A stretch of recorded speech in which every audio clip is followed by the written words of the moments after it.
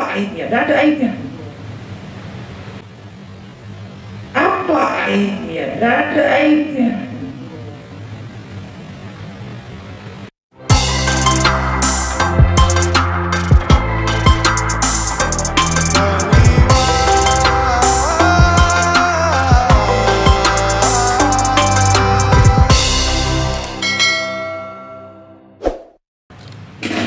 Jadi gini teman-teman semua, saya ingin review saja ya, cerita sambil saya berharap ini juga jadi semacam apa, sama-sama kita menjaga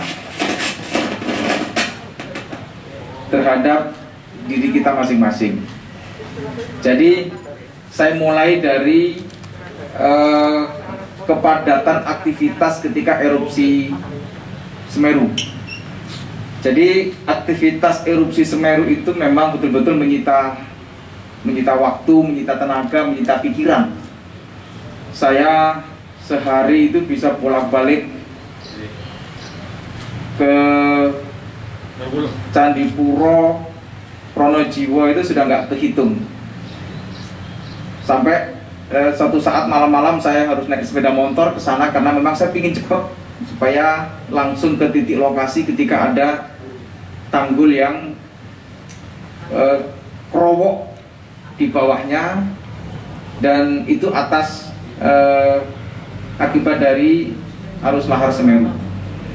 Kemudian ada Pak Doni Monardo yang datang bersama Ibu Gubernur, Pak Kapolda dan Pak Pangdam yang melihat langsung kondisi erupsi dan masyarakat yang ada di sekitar Candi Puro dan Pronojiwo. Selama waktu 3-4 hari waktu itu saya beraktivitas yang sangat padat. Di samping itu saya juga harus membagi kegiatan juga karena sudah terjadwal. Saya harus ke Ranupane waktu itu untuk memastikan bahwa program Smart Village di Ranupane betul-betul berjalan dan perlu apresiasi. Saya datang ke Ranupane. Nah, setelah datang dari Ranupane itu saya merasakan bahwa ada yang beda dengan tubuh saya. Jadi capeknya itu sudah ya terasa setelah dari Ranupane itu. Saya ini kan biasa tidak sarapan. Saya ini makannya kadang ya pertama makan ketika makan siang, sarapan jarang. Jadi ketika ke Ranupane belum sarapan. Nah, sampai di Ranupane ya sudah nyemil apa yang ada waktu itu, disuguhi kentang, ya kentang itu dimakan ya. Akhirnya ya sudah tibalah makan siang. Makan siang berkegiatan hujan. Jadi di Ranupane waktu itu hujan. Hujan, saya melihat langsung pembangunan glamping yang belum selesai. Ada beberapa keinginan perubahan karena memang saya ingin tertata lebih rapi. Nah, hujan-hujan itu sambil lihat, sambil memantau. Pulangnya ya saya tidak berpikir panjang, ya sudah tidur saja di mobil, istirahat di mobil. Nah, kayaknya itu mulai terasa capeknya muncul, batuk mulai muncul, kemudian demam mulai muncul. Jadi saya sih mungkin ini capek biasa. Sampai di pendopo saya istirahat. Saya sampaikan ke teman-teman OPD, saya minta waktu untuk istirahat beberapa hari karena batuk saya enggak selesai-selesai. Kemudian greges saya, demam saya juga kok nggak selesai-selesai. Akhirnya saya bekam, sudah. Begitu bekam masih belum turun lagi. Tak pikir masuk angin. Nah, kemudian keroan. Jadi wis bekam, keroan, tapi ini enggak beres-beres, ini demam tetap, terus kemudian batuk tetap. Akhirnya saya mikirnya macam-macam sudah. Iki ojo-ojo corona. Ya benar, saya sudah macam-macam pikirannya. Tapi kalau saya tidak segera periksa, kan saya ini juga baca beberapa pengalaman-pengalaman yang lain gitu ya. Apalagi misalnya sebelum-sebelumnya ada bupati yang sudah terkonfirmasi positif, ada wakil wali kota yang sudah terkonfirmasi positif. Waduh, ini ya secara psikis waktu itu memang saya ada beberapa pikiran, gimana kalau saya ini betul-betul positif COVID.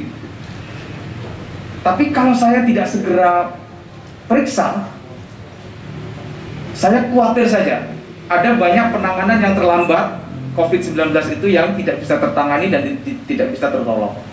Nah, ya sudah, bismillah, saya akhirnya dalam rentang waktu 2-3 hari itu minum obat kok tidak ada efeknya, minum obat juga kok tidak ada hasilnya. Biasanya saya kalau sakit gitu, batuk atau pilek atau demam begitu, 1-2-3 hari sembuh biasanya, sudah minum obat sembuh, terus beraktivitas kembali.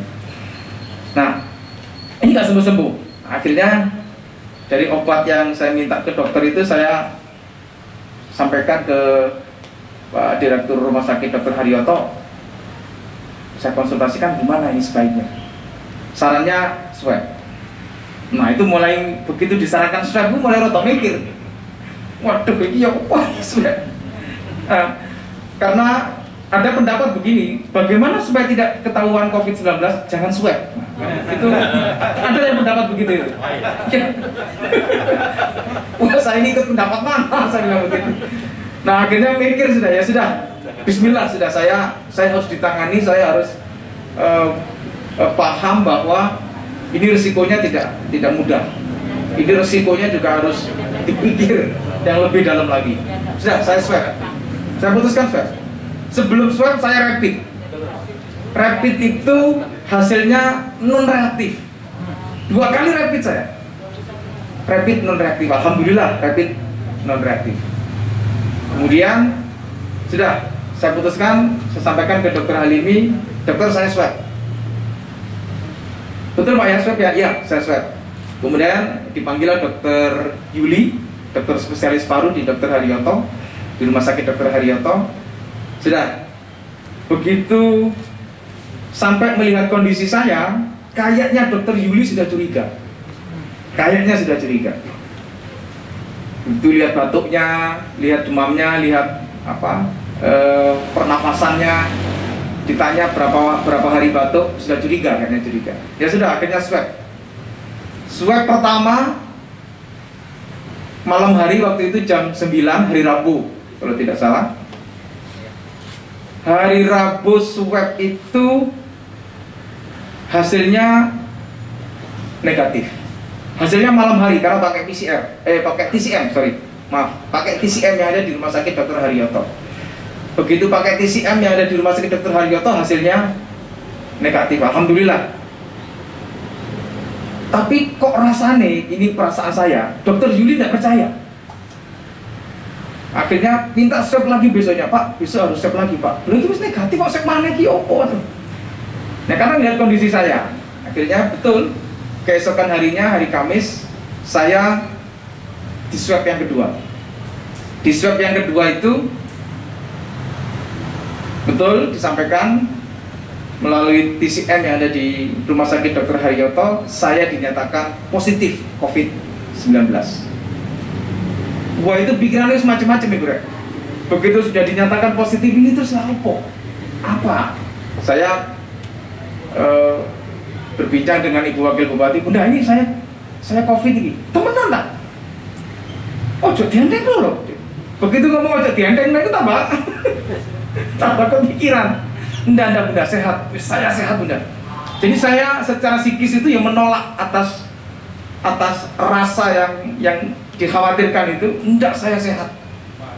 Walaupun waktu itu batuk dan demam, saya sehat. Enggak Bunda, saya sehat. Sudah saya segera umumkan ke masyarakat bahwa saya COVID-19. Nanti Bunda sekian waktu, ketika saya proses pemulihan, ketika saya proses isolasi, nanti Bunda yang mengurus seluruh pemerintahan. Saya bilang begitu sama Bunda. Ya sudah, bismillah. Sudah.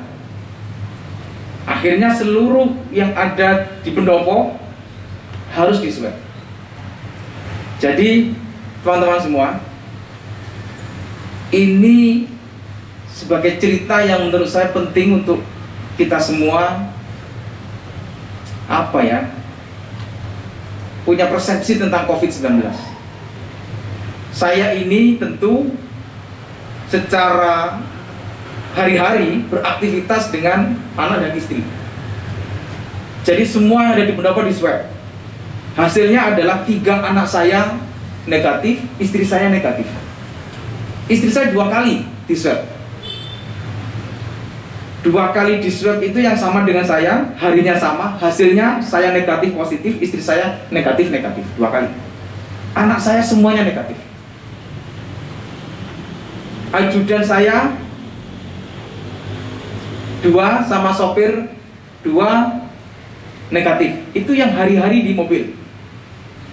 Tetapi ada satu protokol, kemudian fotografer, tukang masak, sama yang membersihkan kamar saya, ruang kerja dan kamar saya di pendopo, positif. Saya tidak tahu ini pakai mekanisme apa. Jadi ya itulah yang terjadi.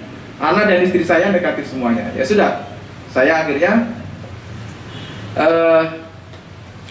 isolasi di rumah sakit. Proses penyembuhan medisnya, demam dan pilek. Saya mikirnya sudah pokoknya digawe enak, pokoknya digawe bahagia, dipakai pikiran yang seneng-seneng aja sudah. Karena lihat berita macam-macam ini itu, waduh. Kemudian saya tanya, saya di WA teman wali kota menyatakan kalau ya ini wakil wali kota saya juga sampai sekarang belum sembuh. Sudah berapa hari? Sudah 3 minggu. Waduh, aku tambah pikirannya macam-macam. Ya sudah, nggak usah mikir macam-macam, nggak usah mikir yang berlebihan yang lebih mengkhawatirkan. Tidak, sudah. Sudah, akhirnya di rumah sakit saya minta ada microwave, ada pemanas air. Sudah, mie instan itu sudah siap, mie instan, telur, terus roti apa saja sudah, pokoknya di situ sudah. Yang kira-kira saya itu ingin makan bisa langsung makan. Terus pikiran-pikiran dihilangkan semua. Kemudian obat apa saja ndak mikir ditolak sudah. Pokok obat apa yang harus diminum saya minum. Nah, makan banyak, pokoknya hari-hari itu makan, tidur. Saya buka YouTube-nya sudah nggak YouTube yang aneh-aneh, sudah YouTube yang lucu-lucu itu sudah. YouTube yang cerita-cerita lucu, cerita-cerita ngerjain orang. Wah, sudah itu aja sudah. Gua sudah pokoknya mikir bahagia, makan tidur, minum obat, makan tidur, minum obat, gerak-gerak, sudah begitu. Sampai saya ini tanya terus. Saya ini kan diinjeksi hampir setiap hari itu 7 kali injeksi obat. Jadi tangan saya ini sudah 3 kali ganti tempat infus. Satu tempat infus bengkak, pindah ke yang kiri, pindah yang ke kanan. Ke kanan bengkak. Nah, ketika ke kiri bengkak belum selesai, kanan bengkak belum selesai, ada foto saya makan disuapin perawat itu. Itu nggak ngerti apa wajahnya. Itu karena bengkak semua. Saya memang sengaja tidak minta untuk dijaga. Jadi istri saya udah nggak usah jaga saya sendiri. Kemudian bengkak semua, ya sudah. Sampai pindah 3 kali infus. Injeksi itu 7 kali. Obat apa saja, obat vitamin, obat paru-paru, obat pembersih paru-paru, obat antivirus, obat untuk menjaga imunitas. Ya kira-kira obatnya berat semuanya. Lah dilebokno iku lorone ndak karuan. Karena bukan obat yang encer, obat yang dimasukkan ke pembuluh darah. Ini masih pembuluh darah, masih pecah-pecah. Wes nggak mikir sudah. Pokoknya begitu terasa lapar sedikit makan. Pahit rasanya. Mau makan itu ada rasa pahitnya. Tapi ya wes gak dirasa no pahit. Pokok tubuh ini sudah makan aja mikirnya. Minum makan. Begitu pahit buat teh sendiri. Begitu terasa lapar sedikit, wis nggawe mie instan. Begitu camilan-camilan, wabeh pokok wis siap lah. Sampai pada isolasi di rumah sakit itu sudah mulai agak bagus, kondisi saya, tubuh saya sudah mulai agak bagus. Saya sampaikan ke dokter, Yuli dok, ayo saya perlu swab lagi. Nah, waktu itu hari Sabtu, Rabu, Kamis, Jumat, Sabtu saya swab lagi. Sabtu pagi hasil swab itu saya masih dinyatakan positif, walaupun saya ini sudah dikatakan sehat. Jadi batuknya sudah tidak ada, demamnya sudah tidak ada, sehat. Ya, akhirnya diputuskan karena sudah secara medis sehat, saya boleh isolasi mandiri. Sudah, saya pulang, lengkap itu sudah, pakai masker, facial, terus kemudian baju semua baru. Jadi namanya baju itu dipisahkan, di kresek gede itu pisah semua lah pokoknya. Nah, akhirnya saya isolasi mandiri di guest house. Jadi ini ada rumah dinas, ada guest house. Nah, saya isolasi mandiri di guest house. Saya belum pernah tidur di guest house sekian waktu selama saya berada di rumah dinas atau di pendopo. Menurut banyak cerita, guest house ini kan memang iya, apa ya? Ya banyak penggodanya lah, kira-kira begitu. Wes, itu cerita. Tadi apa yang kita menang apa? Ya apa ya? Ya sudah, karena tadi itu mikir, ya saya gak mikir buat ikut teknik, tidak pokoknya isolasi mandiri.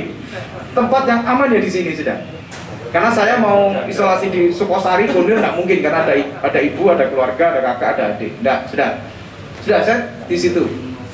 Nah, begitu di situ sudah kompor semua ada sudah, kompor. Jadi misalnya malam hari masak telur sendiri sudah bisa sudah isolasi mandiri betul. Isolasi mandiri, makan lagi, makan semua obat saya minum, vitamin obat itu gede-gede, jadi kapsulnya itu gede-gede. Ya sudah, diminum aja. Nah, alhamdulillah yang saya khawatirkan tadi itu digoda-goda itu tidak ada. Karena ya bom, ya apa karena yang menggoda takut karena corona apa ya apa. Nah, akhirnya ya kemarin hari Sabtu ya, hari Sabtu seminggu berikutnya hari Sabtu saya swab yang ketiga. Begitu hari Sabtu swab yang ketiga itu saya sudah dinyatakan negatif. Tidak cukup itu saya swab 2 kali. Satu pakai TCM yang ada di Dr. Haryoto, yang kedua pakai PCR yang ada di Rumah Sakit Muhammadiyah. Dua-duanya alhamdulillah negatif. Jadi apa yang saya rasakan secara fisik? Saya merasakan begini. Saya sampai saat ini masih belum merasakan kondisi fisik yang semula seperti waktu normal sebelum saya teridentifikasi COVID-19. Saya ini kan sering main bola, setiap minggu main bola. Setiap hari Rabu main bola, rutin. Nah, kemarin saya pakai lari itu, ngos-ngosan. Jadi secara fisik memang ada perubahan. Kemudian nafas juga tentu tidak seperti biasa. Tentu mungkin ini masih harus recovery, masih harus ada pemulihan beberapa waktu. Saya bilang ke dokter, apakah saya sudah bisa lari? Belum boleh, Pak. Masih olahraga ringan-ringan saja. Padahal saya pinginnya masih sedang melayu-melayu ini loh, dan sehat dan sembuh total. Nah, intinya yang ingin saya sampaikan bahwa COVID ini ada, iya, tapi punya persepsi pikiran yang harus kuat terhadap seluruh potensi pikiran yang negatif. Sejak awal harus dihilangkan. Kekuatan utamanya keinginan untuk sembuh, kekuatan utamanya bahwa bisa sembuh, itu penting. Itu yang paling penting. Sudah nggak usah mikir macam-macam. Begitu ada banyak saran menyatakan banyak makan, ya sudah banyak makan aja. Aku kira tak lemu saya ini, jadi lumayan rada lemu lah. Tapi ya sudah makan aja. Sudah, itu urusan nanti. Yang penting makan banyak. Saya kira itu. Ada pertanyaan? Banyak bupati, wakil bupati yang meninggal pada waktu. Oh, cetak kok mau nurek. Perasaan piye ya? Perasaan piye waktu itu? Jadi gini. Ini persepsi saya, Ya. pikiran saya. Corona itu berbahaya kalau penanganannya telat. Betul. Kalau batuk, kemudian demam, dibiarkan seminggu, 2 minggu tidak ada penanganan, itu pasti pelan-pelan dia akan masuk ke seluruh jaringan yang terkendala secara medis. Apalagi punya komorbid, punya jantung, punya paru, punya sesak nafas, punya diabetes, sekarang lambung. Jadi saya begini akhirnya. Ini juga sebagai informasi untuk masyarakat. Segera periksa. Itu benar itu sudah. Segera berani mau swab, itu yang benar. Karena kalau swab positif sudah ditangani sama dokter, dibiayai oleh negara. Ini yang benar sudah. Karena kalau dibiarkan gara-gara takut swab hasilnya COVID positif, kalau telat penanganannya, itu yang sangat mengkhawatirkan. Saya tidak bermaksud untuk menyampaikan yang tidak-tidak, tapi ada banyak kasus kematian yang sewaktu-waktu akhir-akhir ini terjadi. Saya kok punya persepsi salah satunya mungkin salah satunya karena ada penanganan yang tidak cepat tadi. Saya menyampaikan ya sudah, secepatnya saya swab itu supaya segera ada penanganan yang benar. Saya yakin kok ada beberapa kasus yang di tempat yang lain yang saya juga mendapatkan cerita, termasuk bupati dan termasuk beberapa pimpinan daerah. Ya karena salah satunya adalah penanganannya tidak cepat. Jadi jangan takut swab, apalagi punya gejala. Yang kedua, jangan pokoknya yuk apa caranya udah sampai drop. Sudah, jangan sampai tubuh fisik ini drop. Sekali drop itu kemungkinannya 2. Dia tidak terkena COVID, tentu bisa cepat sehat. Yang kedua, terkena COVID. Dan yang drop itu paling mudah untuk terkena COVID, karena yang dipertaruhkan imunitas, dipertaruhkan ya daya tahan tubuh. Saya kira itu. Soalnya untuk Benar. Karena orang yang sebelumnya berinteraksi dengan saya pasti juga akan menjaga dirinya, minimal isolasi mandiri, minimal menjaga imunitas supaya tidak capek, minimal menjaga kesehatannya. Itu penting. Nah, justru yang tidak sadar terkait dengan dia harus melakukan langkah-langkah untuk pencegahan COVID, itu yang menurut saya menjadi persoalan berikutnya. Saya tanya sekarang, aibnya apa? Orang positif COVID itu loh, aibnya apa? Berbuat maksiat juga enggak, berbuat dosa juga enggak. Anu lah ya, kalau berbuat dosa mungkin anu lah masing-masing. Tapi berbuat dosa terus kemudian kena COVID itu kan enggak. Terus durhaka juga tidak. Enggak. Aibnya enggak ada. Memang harus begitu kena COVID, dia tidak punya gejala medis, harus isolasi mandiri. Itu pilihannya. Dalam rentang waktu 14 hari, sudah itu pilihannya. Setelah itu sembuh, selesai. Nah, bagi yang punya gejala medis seperti saya, batuk, ya disembuhkan dulu batuknya. Demam, ya disembuhkan dulu demamnya. Imunitas turun, ya dikuatkan dulu imunitasnya. Sudah, setelah itu sembuh, selesai. Apa aibnya? Tidak ada aibnya.